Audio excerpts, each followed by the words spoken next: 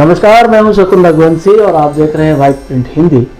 आज हम आपका साबका करा रहे हैं इस शहर फरीदाबाद की ऐसी शख्सियत से जिन्हें आप मिलते होंगे अनेक मोड़ पर, अनेक कार्यक्रमों में, अनेक जगहों पर, उत्सवों में मिलते हैं, धार्मिक आयोजनों में मिलते हैं। उद्यमी हैं, बिल्कुल भी समय न लेते हुए आपके और उनके बीच हम स्वागत कर रहे हैं कैलाश शर्मा जी का।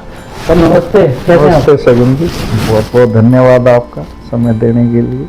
आपने समय दिया सर हमें तो। आपके पास समय की बेइंतहा कमी है। हम तो 24/7 ग्राउंड ऑन ग्राउंड ही रहते हैं।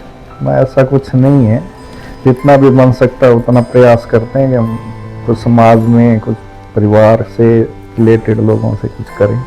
बिल्कुल, आपको जब भी देखते हैं ना सर, ऐसा लगता है कि मतलब एक एनर्जाइज हो गए हैं और ये बिल्कुल भी बटरिंग नहीं है। और आपको मेरा स्वभाव भी पता है। नहीं, वो मैं अच्छे से जानता हूँ।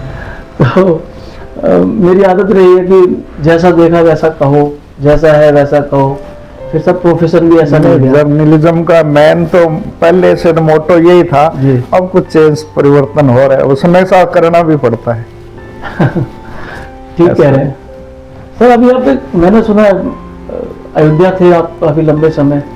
क्या आयोजन था? जरूर कोई धार्मिक आयोजन ही होगा। हाँ, हमने एक परिक्रमा शुरू की है अयोध्या में। ये तीसरी परिक्रमा रही हमारी। और एक तो प्राण प्रतिष्ठा भगवान की उससे पहले की, फिर उसके बाद ये तीसरी है। और उसमें 650 के करीब संत थे, जो 22 दिन की परिक्रमा रहती है। अच्छा। तो वो सेवा में भगवान ने हमें सौंप रखी है। तो उनका रहने का, खाने वाने की और की सब व्यवस्था हम करते हैं। तो स्टार्ट होती है 5 नवंबर को ही और 27 तारीख को समापन हुई उसका। और एक बहुत बड़े आयोजन को आप इतनी सरलता से बोल रहे हैं कि सेवा मिली हुई थी। नहीं, हम कुछ नहीं करे, उनकी कोई पावर, कोई शक्ति है, या जो जो संत हमारे साथ जुड़े हुए हैं उनकी कृपा पात्र है। हम समझ लो यही कहें कि जो हमें ऐसा सौभाग्य मिला हुआ है, हम तो बड़ी खुशी होती है हमें कि ऐसा एक से करने वाले। आज धर्म कर्म ये आज से थोड़ी है, सदियों से चला रहे, उसका छोटा सा हिस्सा हमने बनाया है, तो हमें बड़ी खुशी है। चित्रकूट में भी 17 साल से हम ये परिक्रमाएं चला रहे हैं। उसमें थोड़ा सा ज़्यादा है, 700-800 साधु संत रहते हैं। वो 1 महीने की है। अच्छा। और वो है भी कठिन। कुछ तो गर्मी के महीने में होती है और 20 जगह तो ऐसी है कि जहाँ रहने की कोई व्यवस्था नहीं है। आकाश के नीचे ही लोग रहते हैं, जंगल में रहते हैं। लेकिन ईश्वर कृपा है कि आज तक कोई ऐसी कोई मिस हैपनिंग नहीं हुई, किसी की कोई दिक्कत नहीं हुई, सब अच्छा होता है। तो हम तो ये समझते हैं कोई पावर, कोई शक्ति काम कर। Definitely sir. साल के 2 महीने तो आपने ये शहर से बाहर चित्रकूट। हाँ, ज़्यादा समय तो नहीं। हाँ, चित्रकूट से पता नहीं कोई प्रारब्ध है हमारा। 25 साल से हम जुड़े हुए हैं और साल में 4-5 चक्कर चित्रकूट के लगते हैं। तो एक बड़ा मशहूर सेइंग है सर, चित्रकूट के घाट पर भई संतन की भीड़, तुलसीदास चंदन घिसे तिलक करें रघुवीर। जी, ऐसा ही है? मैंने गलत बोल दिया? ना ना, बहुत अच्छा है। एक्चुअल में चित्रकूट है वो एक तपस्थली है। अभी भी संत वहाँ रहते हैं। ऐसे ऐसे संत हैं, विरक्त साधु हैं, जो 40-50 साल से उस क्षेत्र से बाहर नहीं निकले। आप फ्रूट्स भी लेके जाए तो वो वहाँ का सेवन नहीं करेंगे, जो वहाँ होता है वही मिलेंगे। ऐसे संत हैं जो मौनी हैं। कुछ त्यागी संत होते हैं, हमारी परिक्रमा भी चलते हैं 10-15।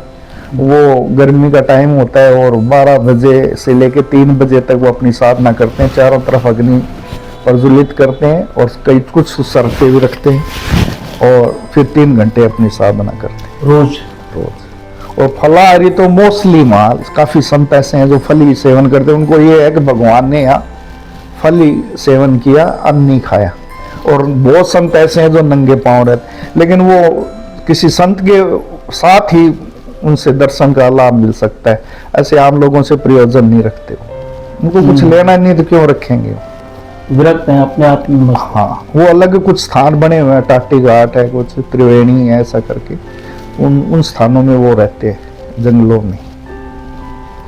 और सर आप उद्यमी हैं, उद्योग चलाते हैं। राजस्थान से आप यहाँ फरीदाबाद आए हैं, मतलब जैसे भी आपका आगमन हुआ हो। लोग आते हैं दूसरे शहर में सर, कमाते खाते हैं, उसी में कहते हैं समय नहीं मिल रहा। आपको सर समय कैसे मिलता है? नहीं, समय तो सबके पास ही है, पर अपना अपना फील्ड है, कौन किस लाइन में जाना चाहता है, कौन क्या करना चाहता है, ऐसा नहीं।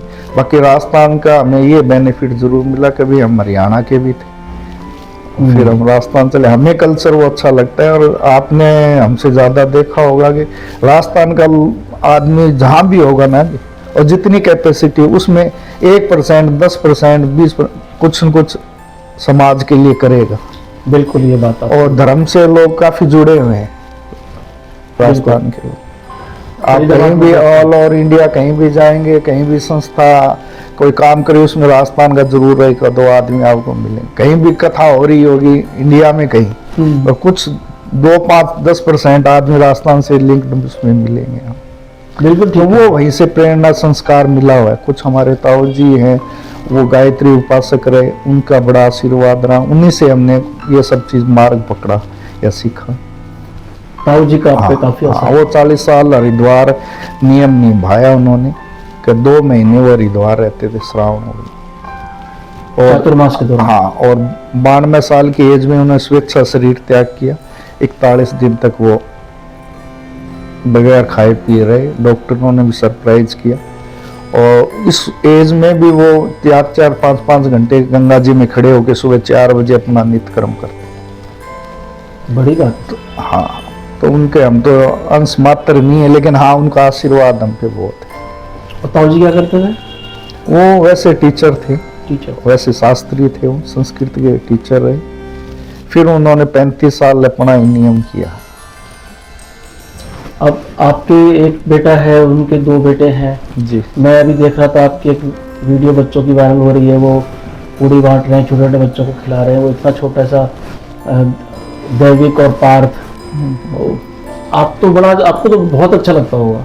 नहीं, एक्चुअली हम भी हर पेरेंट्स को लगता है कि बच्चा अच्छे संस्कार मिले, और उसी चीज़ की कमी है आज हमारे समाज में। पर वो इसीलिए है कि हम शुरुआत से उसका बीजारोपण नहीं करते। हमने भी सीखा था हमारे ताऊ जी से, हमारे परिवार में या घर में हमारे फादर थे, उनको भी ये पूजा पाठ का थोड़ा सा सिस्टम था। तो अब हम भी सोचते हैं कि बच्चों में भी वो संस्कार जाए।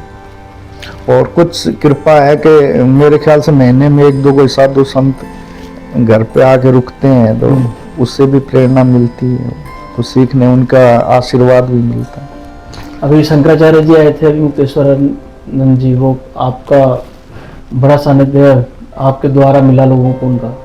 नहीं, हमारा नहीं, वो उनका सौभाग्य था फरीदाबाद वालों का कि वो आए, लेकिन वो थोड़ा बोलते हैं तो थोड़ा लोगों को नेगेटिव लगता है। हाँ, लोगों को लगता है, पर बात तो सीधी कहते हैं। हाँ, बात तो कोई ऐसी कह नहीं रहे कि किसी के विरोध की बात है। नहीं, वैसा कोई विरोध, झूठी बात तो करते नहीं है। और ये फरीदाबाद की भूमि का सौभाग्य है जी, वो 4 बार आ चुके हैं फरीदाबाद। और पहले शंकराचार्य रहे जो पैदल यात्रा की वृंदावन से दिल्ली तक की, गौ के लिए सभी लोग करते हैं, लेकिन इतना त्याग शंकराचार्य जी को इतना ज्यादा नहीं किया। और अपने सिद्धार्थ आश्रम में भी वो महाराज जी से मिलने पधारे, बिल्कुल बड़ा अच्छा लगा, उन्होंने बहुत अच्छा भव्य स्वागत किया उनका। सिद्धार्थ आश्रम से याद आया सर कि आप इस शहर का क्या कि पूरी देश दुनिया में मशहूर है सिद्धार्थ आश्रम जी, और आप वहाँ के प्रमुख सेवाओं में हैं।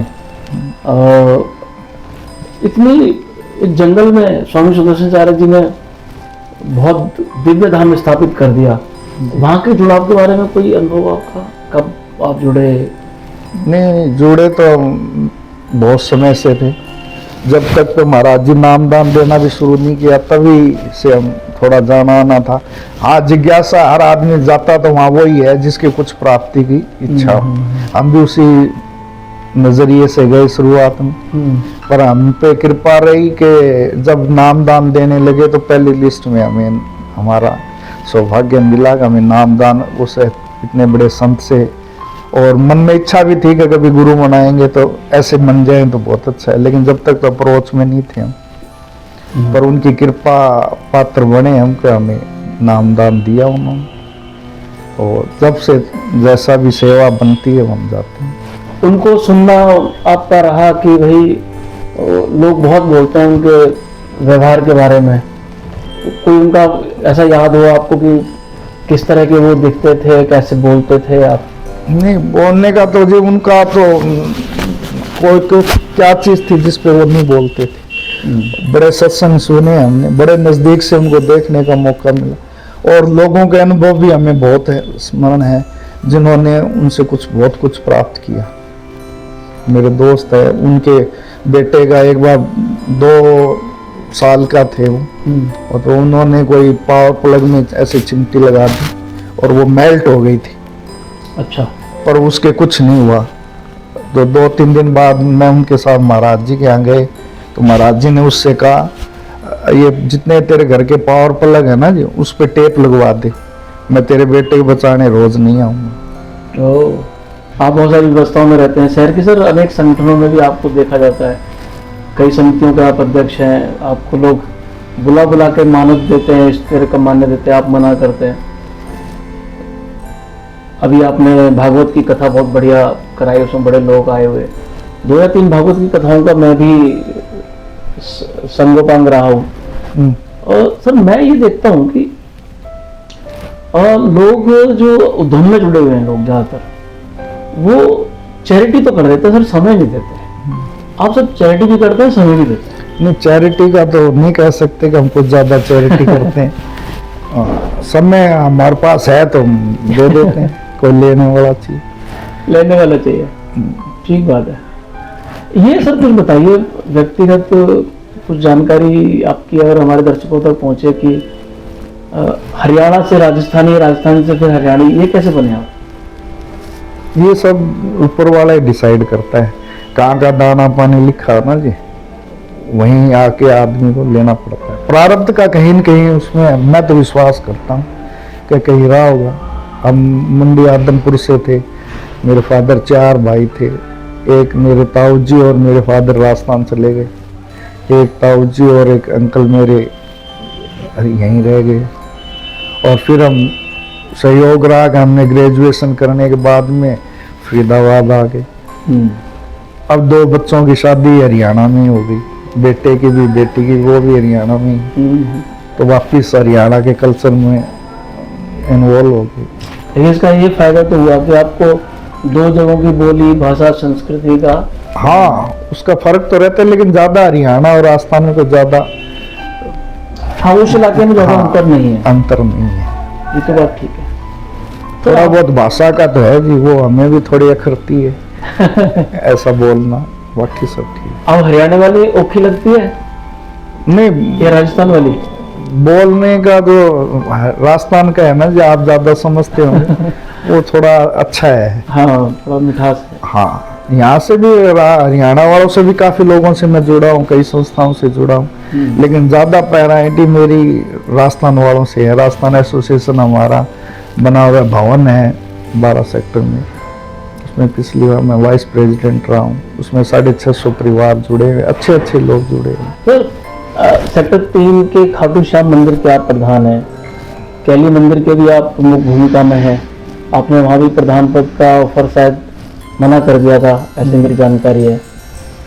लेकिन एक प्रोजेक्ट की मैं चर्चा जरूर करना चाहूँगा जो मेरे भी दिल के नज़दीक है, ये बद्री विशाल करके एक संस्था है आपकी, आप सब लोगों ने बनाई हुई है। मैं खुद को अपने शब्दों को बार बार डाइवर्ट कर रहा हूँ क्योंकि आप खुद पर ले नहीं रहे हैं हक, इसलिए वहाँ सर आप रोज लोगों को, डिप्राइव्ड लोगों को भोजन करा रहे शायद 10 रुपए में। कैसे ये विचार पैदा कैसे हुआ, कैसे कैसे चला, ये पैदा कैसे हुआ? देखो, पहली बात तो मैं खाटू श्याम मंदिर का प्रधान नहीं, मैं सेवादार मानता हूँ हमने बाबा को बिठाया। सेकेंडली बद्री विशाल का हम मान लो 11 लोग हम मिले और एक प्रेरणा हुई कि 4 धाम में भागवत कराई जाए, कथा कराई जाए। तो अयोध्या के राघवाचार्य जी अच्छे संतों में अपने सिद्धार्थ आश्रम भी, उनको एक बार मैं लेके गया था। बिल्कुल, वो अपने संप्रदाय के ही हाँ, गुरु। जी जी हाँ, उसी से है, अच्छे विद्वान है। तो हमने पहले बद्रीनाथ में उनकी भागवत करवाई, वहीं से हमें प्रेरणा मिली कि वहाँ पे हमने देखा कि जी खाने वाने की व्यवस्था इतनी नहीं है कि कुछ टाइमिंग के लिए वहाँ पे पट खुलते हैं। तो हमने प्रेरणा की यार ऐसा कुछ वहाँ पे शुरू किया जाए, तो इसलिए हमने उसका नाम भी बद्री विशाल रखा हुआ है। सेवा की। अच्छा, नाम तो वहाँ से आ गया। हाँ, नाम भी आ गया, प्रेरणा भी वहीं हुई। इसकी उत्पत्ति का हम लोग वहाँ का ही हुआ, वहीं एक ये पहली कथा में ये सब चीज की भावना बनी। फिर हमारा ये मोटो था कि हम कहीं हॉस्पिटल में या कहीं ऐसी जगह करें जहाँ ज्यादा लाभ मिले। फिर हमने ऑल इंडिया जो बल्लभगढ़ में उसमें अप्रोच किया। तो पहले तो उसका हरियाणा में शेयर था, लेकिन अब वो खाली ऑल इंडिया वालों के, तो उन्होंने कहा जी वहाँ से हमें परमिशन लेनी पड़ेगी। सेकेंडली हम बिल्डिंग तोड़ने जा रहे हैं कल को डिस्टर्ब। फिर ये मेरे जानने वाले थे जो हम जहाँ भी इस पे रोड पे हम अपने ऑफिस के पीछे कर रहे हैं, वो कभी मैंने वहाँ 4 दीवारी बनवाई थी किसी टाइम में जब वहाँ कुछ नहीं था। और कुछ अपने वो समझी मूलचंद जी, उनका भी क्षेत्र पड़ता है। तो फिर ये जगह हमें सुटेबल रही कि एक इंडस्ट्रियल एरिया है। तो हमने 400 लोगों के लिए स्टार्ट सोचा, कभी 400 लोगों तक हम भोजन कराएंगे और 10 रुपए इसलिए रखे कि उससे ये व्यवस्था बनी रहे। एक तो वेस्टेज ना करें, दूसरा अपना राइट समझता है, फिर वो कहता भी आज चावल कच्चे हैं, नमक ज्यादा है, मसाला, तो हमें थोड़ा और अच्छा करने के लिए प्रेरणा भी। लंगर में ये बात आदमी नहीं कह सकता, लंगर में नहीं कह सकता। और फिर रिपीट होते हैं डेली, फिर आदमी थोड़ा झिझकना भी, यार रोज खाने आ रहे हैं, हमें भी फील होने लगता है अगर लंगर खिला रहे हैं तो यार रोज ये था। पर ईश्वर कृपा रहेगी जी, अब हम 850-900 के बीच में हम भोजन करा रहे हैं और बड़ा स्मूथली चल रहा है। सर मैंने थाली देखी है, वो कहीं से भी वो 50, 60, 70 रुपए से कम की थाली नहीं है, लागत जी। अगर मैं जोड़ूं तो वो जो अंतर है वो कैसे मीट करते हैं? वो बद्रीनाथ ही करते हैं। एक्चुअल तो 100 लोग हमें से जुड़ गए जो 2500 रुपये महीना देते हैं, हम 3-3 महीने का कलेक्शन करते हैं, कुछ तो उनसे पूरा होता है।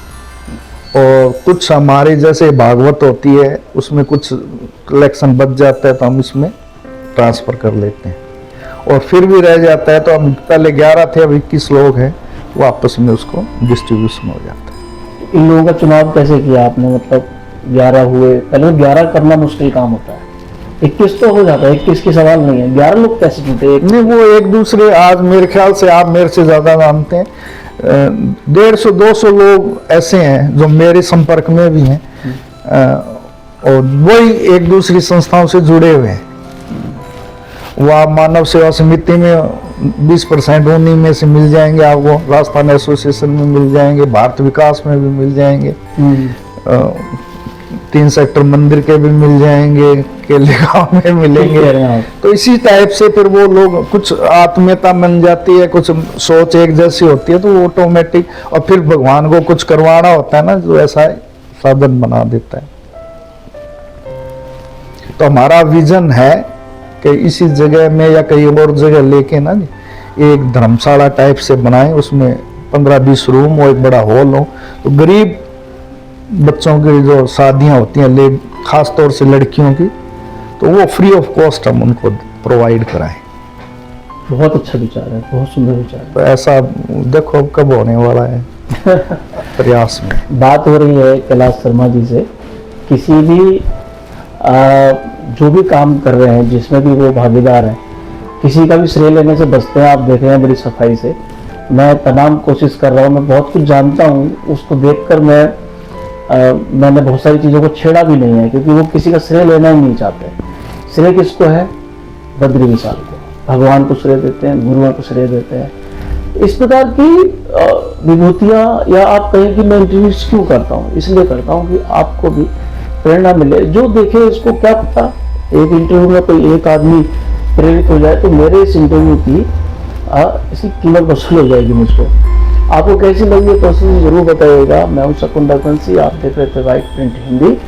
सर आपने हमको समय दिया, बहुत बहुत शुक्रिया, बहुत बहुत आभार। शकुन जी आपका बहुत बहुत धन्यवाद। हम इस लायक नहीं है कि इंटरव्यू दें या कोई हमारी कोई पब्लिसिटी हो, जो सेवा मिल रही है वो करते रहे। ऐसा आप भी हमें प्रेरणा दें, कोई मार्ग बताएं जिससे हम थोड़ा और आगे बढ़े, हमारा सामर्थ्य बना रहे, ऐसा।